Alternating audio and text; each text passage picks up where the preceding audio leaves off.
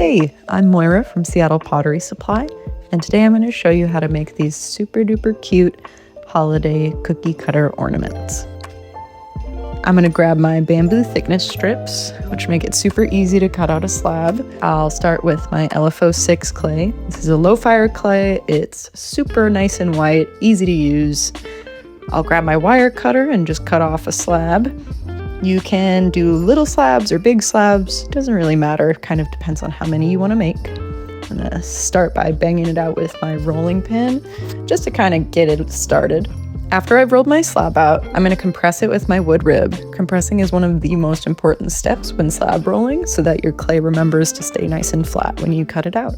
Once I'm done compressing my slab, I'm gonna let it sit till it gets leather hard. This just makes it a little easier to cut out. Here I've got some really sweet, easy, simple little cookie cutters. So I've got a Santa boot, a gingerbread man, and a snowman. You can do whatever you want. So if you want to do snowflakes, something more winter themed, it's kind of up to you to decide what you're looking for. Once I get these cut out, they're a little tricky to get out of the cutter sometimes. If you give it a good stretch, push it through really gently, and make sure that you flatten it once you finish up, they should turn out really well. Using a straw, I'm going to make little holes at the top just so that they have something to hang on. Once they've got their perfect little shape, I'm just going to go ahead and clean them up a little bit, making sure you get those edges with a slightly wet sponge or even just your fingers.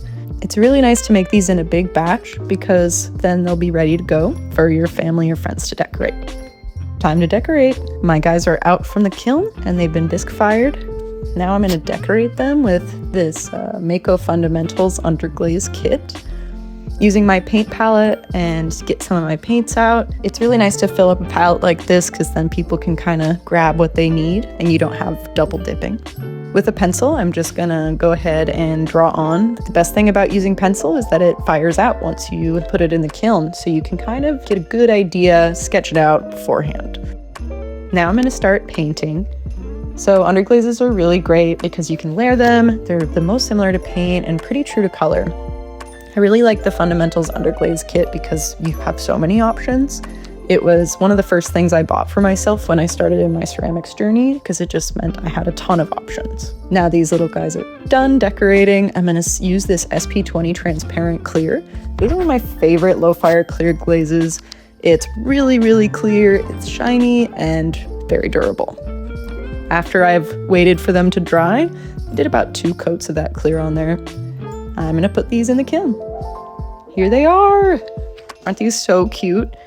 There's a couple on here I didn't show you before. These are from my coworkers who we had a pretty fun time with making these. You can find a list of all the products I used in the description below. There's also a link to our website. Come check us out. Happy holidays from Seattle Pottery Supply.